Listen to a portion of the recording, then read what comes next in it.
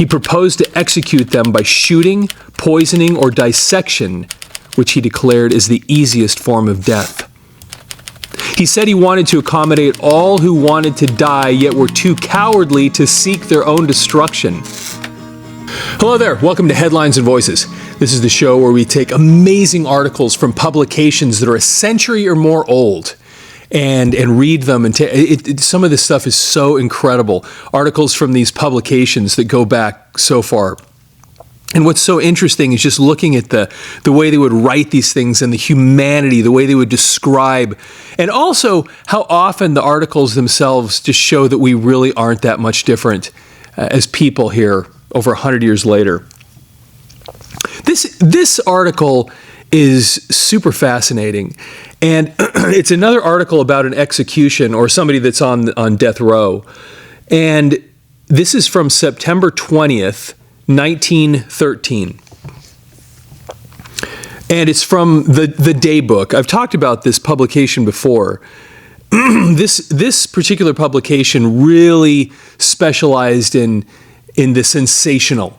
And they had some writers that would write these various sensational articles, and so these are actually kind of fun to dig through. So the title of this article has a couple lines in quotes, and one of them is, "Why all the red tape?" asks Schmidt. "I am ready to die." Says he's tired of being tormented with questions, welcomes the electric chair and his death route. Fowrit, convinced Schmidt planned his insanity alibi before he killed Aumler Girl. So, here's the article. New York, September 20th. Quote, "I want to die. I welcome death. What is life but weariness, and death is peace? Whether it be now or a month from now, what does it matter? I have denied nothing and will deny nothing, for death is but the step to another life," unquote, said Hans Schmidt, priest and murderer, through his attorney, Alphonse Colbetti. And then another quote. "Why the formalities and the red tape? The district attorney knows everything. I have denied nothing and will deny nothing. Why am I asked so many questions? The district attorney wants me in the chair, and I am anxious to die in the chair. I am sorry for the man who thinks life worth living. It is nothing but struggle without attainment, weariness without rest, sorrow without joy," unquote. Asked about the boy he took with him to a room he had rented on 84th Street, Schmidt asserted that the child was not his. He also declared he knew nothing of Kathleen O'Malley. He received a postcard signed with that name in his mail today. Helen Green, the woman for whom the police are now searching, was only a casual acquaintance, he claims. Returning to the subject of the boy, Schmidt said, and here's another quote, "I know who the boy is, but I will not tell. Why hurt an innocent child? Each day I am tormented with questions. Did you do this and that? And why did you do this and that? I have answered them all. I wanted to be like the Christ. I had the help of St. Elizabeth in my undertaking. Dr. Murit's explanation of our quarrel is correct. I have faced death many times. I will face it in the chair without moving a muscle. I would be only too pleased if I could convince the police that I killed that little child in the basement of the church at Louisville. Perhaps the man who is now suffering prison wants to be free. Perhaps he is one of the foolish ones who think life worth living. I could save him if I could convince the police, but that would be false. What difference does it make if I had killed one or a dozen? With no show of emotion beyond a weariness, which has left its trace in his eyes and about his mouth, Schmidt informed the detectives that he had planned wholesale slaughter of God's afflicted, the cripples, those with incurable ailments, and all who found life a burden. He proposed to execute them by shooting, poisoning, or dissection, which he declared is the easiest form of death. He said he wanted to accommodate all who wanted to die, yet were too cowardly to seek their own destruction. When confronted with the blank death certificates, Schmidt did not seem at all disconcerted. He said he had intended to use them in disposing of the body of Anna Ommler, and then it occurred to him that his sacrifice was not complete without the water, and so he placed the portions of her body in the river. This is pretty creepy. And it sounds like this guy, like it said earlier, is a priest. Wow, this is this is something.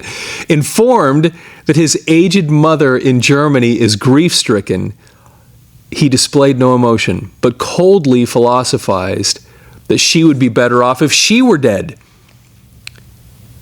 Inspector Fowret is not at all impressed by Schmidt's erratic statement. He is fully convinced that the murderer planned his insanity alibi even before he murdered Anna Ommler, and that he has rehearsed each phase of it. That the murder of the girl was premeditated is proven by Schmidt's assertion that he got the death certificate so he could properly bury her.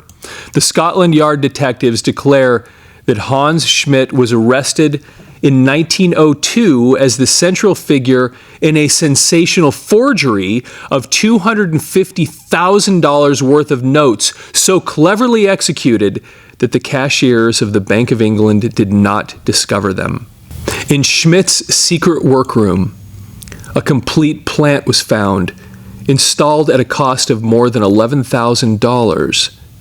Schmidt consented to turn King's evidence against 3 receivers named Philip Bernstein, Solomon, and William Barmug. And though at the time he had notes in circulation valued at $250,000, this is crazy.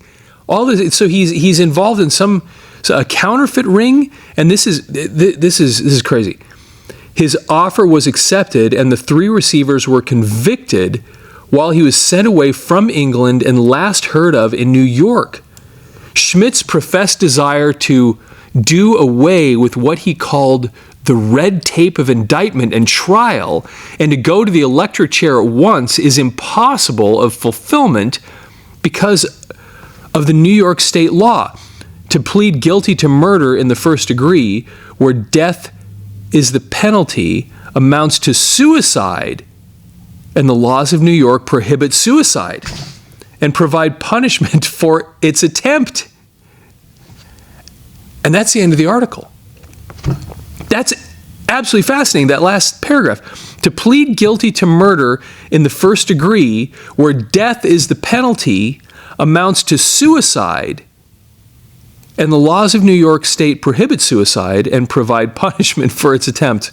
Okay, what a strange article. That is that is really something, and super, super creepy. Anyway, if you enjoy hearing things like this, that one's kind of goes all over the place. A little bit hard to follow in a couple places, but if you enjoy United States history and stories like this, and we encourage you to like our channel, or like the video, follow the channel, and of course leave any comments of other things you'd be interested in hearing us do some research on and find topics about.